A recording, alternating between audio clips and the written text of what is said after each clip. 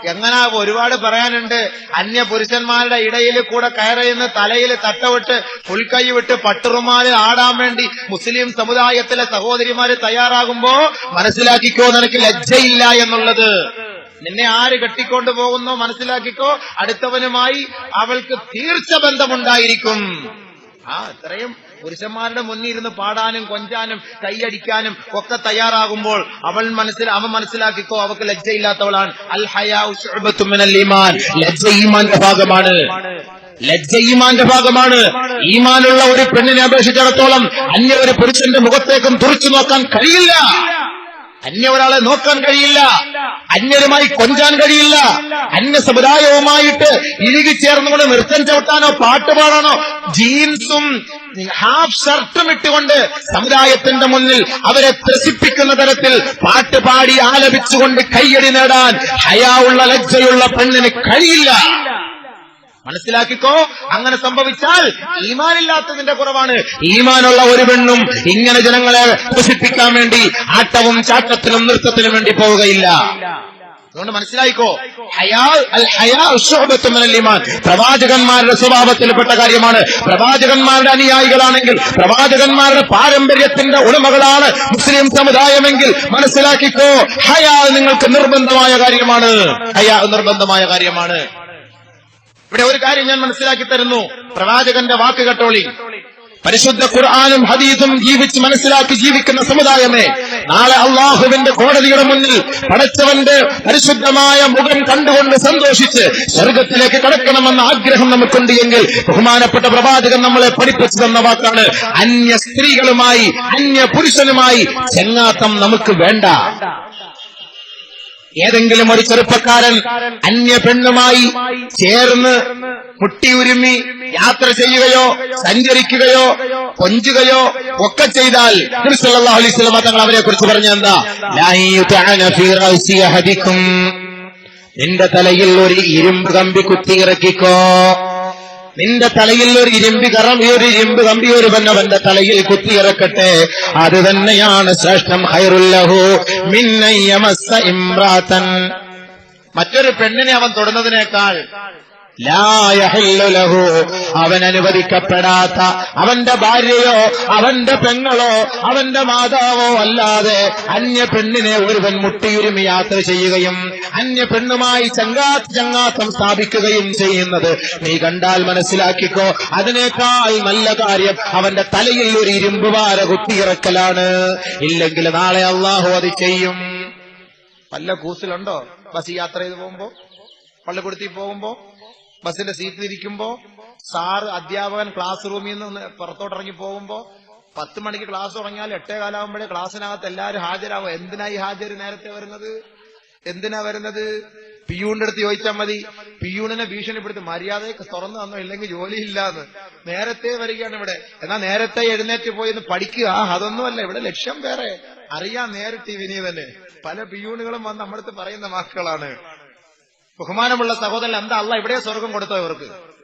ഊർലിങ്ങൾ എവിടെയാണ് കൊടുത്തു കഴിഞ്ഞു? ഇനി അവിടെ ഇല്ലാത്തത് കൊണ്ടായിരിക്കും എവിടെയാണ് കൊടുത്തത്. അതുകൊണ്ട് അങ്ങനെ നിങ്ങൾ സ്പർശിക്കാൻ നിൽക്കണ്ട, അങ്ങനെ പോകാൻ നിൽക്കണ്ട. അങ്ങനെ ചെയ്താൽ അതിനേക്കാൾ ശ്രേഷ്ഠം ഒരു കമ്പിപ്പാര തലയിൽ ഇടിച്ചിറക്കിക്കോ. വീണ്ടും റസൂലുള്ള പറയാണ്, ഇയ്യാക വൽ ഖൽവത ബിന്നിസാ, സ്ത്രീകളുമായി ഒറ്റയ്ക്കിരിക്കൽ നീ സൂക്ഷിച്ചോ, ഒറ്റയ്ക്കുള്ള ചങ്ങാത്തം നീ സൂക്ഷിച്ചോ. ലഅൻ യസ്ഹമ റജുലുൻ ബിംറാത്തിൻ ഖൈറുൻ ലഹു മിൻ അൻ യസ്ഹമ ഖിൻസീറൻ മുതലത്തിഖൻ ബിതീനിൻ ഔ ഹംഅത്തിൻ.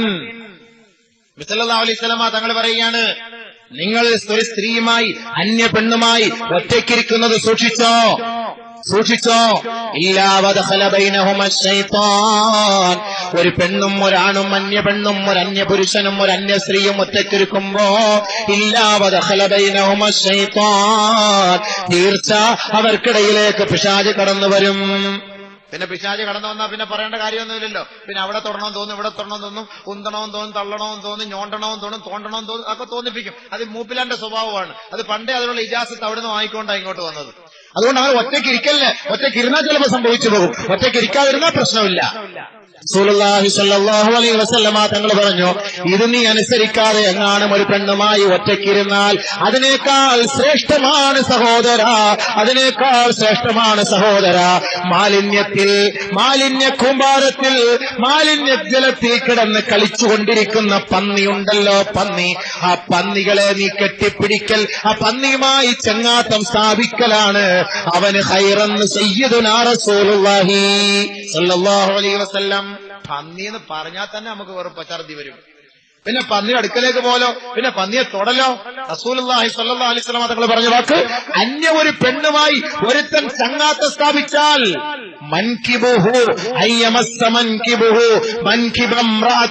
ഒരു പെണ്ണിന്റെ തോളും ഇവന്റെ തോളും കൂടെ ചേർത്ത് വെച്ച് അവൻ നടക്കുകയോ സഞ്ചരിക്കുകയോ ചങ്ങാത്തം പറയുകയോ ചെയ്താൽ ഖൈറുൽ ലഹു മിൻ അയ്യസ്ഹമ ഖിൻസീറൻ മുതലത്തിഖം ബിതീൻ. അഴുക്ക് ചാലിൽ കിടന്ന് കുളിച്ചുകൊണ്ടിരിക്കുന്ന പന്നിയുടെ കൂട്ടത്തിൽ പോയി അതിനെ കയറി ചേർന്ന് പിടിക്കലാണ് ഇവന് നല്ലത് എന്ന് റസൂലുള്ളാഹി സ്വല്ലല്ലാഹു അലൈഹി വസല്ലം തങ്ങൾ പറഞ്ഞു. അപ്പൊ മനസ്സിലായല്ലോ, ഏകദേശമൊക്കെ മനസ്സിലായല്ലോ. ഇനി നാളെയെങ്കിലും ബസ്സിൽ പോകുമ്പോൾ ശ്രദ്ധിച്ചോളി. അല്ലാഹു തആല കാര്യം മനസ്സിലാക്കാൻ തൗഫീഖ് നൽകുമാറാകട്ടെ. അപ്പൊ അറിയാതെ നമ്മളൊക്കെ ചെയ്തു പോയെങ്കിൽ തൗബ ചെയ്തോ, അറിയാതെ ചെയ്തു പോയെങ്കിൽ തൗബ ചെയ്യുക. ബഹുമാനമുള്ള സഹോദരങ്ങളെ, അതുകൊണ്ട് ഹയാ ഇല്ലാത്തവനാണ് ഇതൊക്കെ ചെയ്യുന്നത്. ഹയാ അത്യന്താപേക്ഷിതമാണ്. ഹയാ ഉണ്ടെങ്കിൽ ഇങ്ങനെയൊക്കെ ചെയ്യുവോ? എങ്ങനെങ്കിലും ബൈ ചാൻസിൽ പിടിച്ചു, ആരെങ്കിലും കണ്ടു, അത്രയും പേരുടെ മുന്നിലിട്ട് ജനങ്ങൾ ഇവനെ അടിക്കുമ്പോ ഒന്ന് ആലോചിച്ച് ചോദിക്കണം, ലജ്ജ ഉണ്ടെങ്കിൽ ചെയ്യുമോ? അതുകൊണ്ട് ഹയാ പ്രവാചകന്മാരുടെ പാരമ്പര്യമാണ്, അവരുടെ സ്വഭാവമാണ്. അർബഉം മിൻ സുനനിൽ മുർസലീൻ, 4 കാര്യം പ്രവാചകന്മാരുടെ സ്വഭാവ വിശേഷണങ്ങളിൽ പെട്ടതാണ്. ഒന്ന് അൽ ഹയാ, മറ്റൊരു റിവായത്തിൽ അൽ ഹന്ന എന്ന് വരുന്നുണ്ട്, മൈലാഞ്ചി പുരട്ടുക. മൈലാഞ്ചി പുരട്ടല് അത് സുന്നത്താണ്.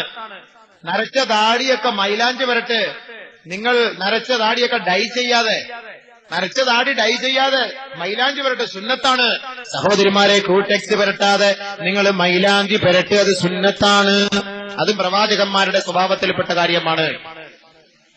രണ്ടാമത് സിവാക്ക്, പല്ല് തേക്കൽ, മിസ്വാക്ക് ചെയ്യൽ പ്രവാചകന്മാരുടെ സുന്നത്തിൽപ്പെട്ട കാര്യമാണ്.